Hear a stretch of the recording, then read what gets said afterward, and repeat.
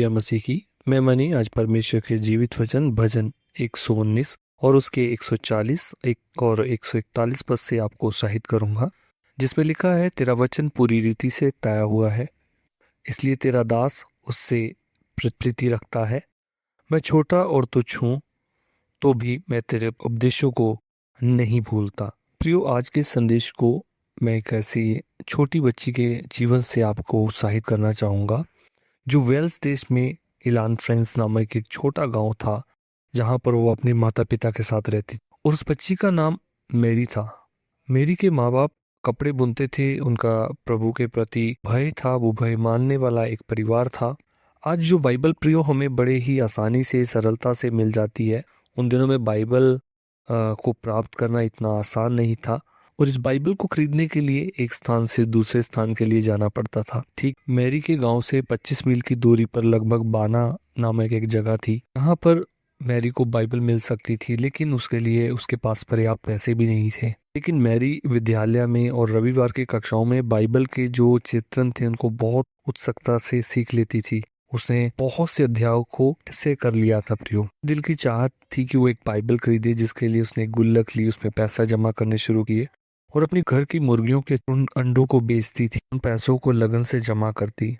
6 साल बीतने के बाद उसने करीबन इतने पैसे जमा कर लिए कि वो बाइबल खरीद सके। माँ बाप से आज्ञा पाकर बिना हिचकिचाए ये जवान लड़की, जो इस समय 16 साल की हो चुकी थी, इस 25 मील की दूरी को तय करके एक परमेश्वर के दास पादरी एडवर्ड के पास पहुंची। से बताया कि मैं तो आप बाइबल लेना चाहती हूँ।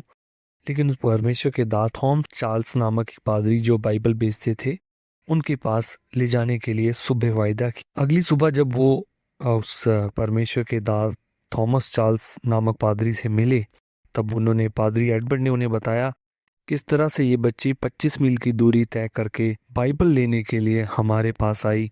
जो परमेश्वर का दास था उसने बहुत आश्चर्य किया और उस बच्ची से कुछ बाइबल के विषय में सवाल पूछे, और इस मैरी ने डरते हुए उनके जवाब दिए हुए। लेकिन पादरी एडवर्ड ने कहा कि जो मेरे पास बाइबल है उनके लिए मैं पहले से ही लोगों से वायदा कर चुका हूं, तो मेरे पास सीमित बाइबल है। और उसने उन बाइबल्स मैरी को देने के लिए मना किया और अगली बार बोला, आप आके बाइबल ले जाना। लेकिन मैरी फूट फूट कर रोने लगी कि क्यों, कि बिना बाइबल के वो 25 किलोमीटर वापस जाने का विचार को वह नहीं सह पाई। वह चीख उठी और दोनों हाथों से अपने मुंह को बंद करते हुए रोने लगी। प्रियो, बात का चार्ल्स पादरी के दिल पर गहरा प्रभाव पड़ा। बात का जो गहरा असर है चार्ल्स पादरी के दिल पर पड़ा, और वो अपनी कुर्सी से तुरंत उठकर अंदर गया और जो दूसरों के लिए बाइबल्स रखी थी उसने स्नेहपूर्वक उस बेटी के हाथों में सौंप दी। मैरी हंसी खुशी से अपने घर में लौट कर आई, परमेश्वर के दासों को धन्यवाद दिया और इवन अपने फ्रेंड्स को भी, जिन्होंने उन्हें अनुमति दी कि उस बाइबल को खरीदने के लिए वो 25 मील तक दूर जा सके। जिन्हें भक्ति पूर्वक अपने बाइबल खोलकर भजन संहिता उसका 150 अध्याय को पढ़ा और उसकी आंखों से खुशी के आंसू बहने लगे। मैरी के पिता ने प्रभु का धन्यवाद दिया। जवान लड़की नहीं जानती थी कि भविष्य में ब्रिटेनिया सर्वदेश बाइबल सोसाइटी आरंभ होने के लिए यही घटना कारण बनेगी। बहुत ही आराम से हमें मिलने वाली बाइबल की हमारे पास हमें कीमत जाननी पड़ती है। शुरुआती दौर में जिन्होंने इस बाइबल के लिए परिश्रम किया, मेहनत की, वो इसकी वैल्यू और इसकी कीमत को जानते थे।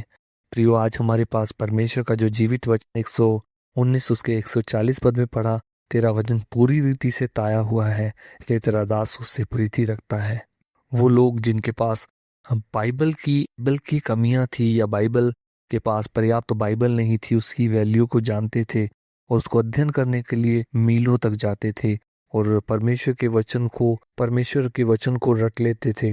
वो इसकी कीमत को जानते थे। लेकिन इस समय में हमारे पास पर्याप्त संसाधन होने के बाद भी हम परमेश्वर के वचन को अहमियत नहीं देते हैं। प्रियो, छोटी बच्ची के जीवन से एक शिक्षा प्राप्त ये करते हैं कि हमें भी परमेश्वर के वचन की लगन और चाहत होना जरूरी है।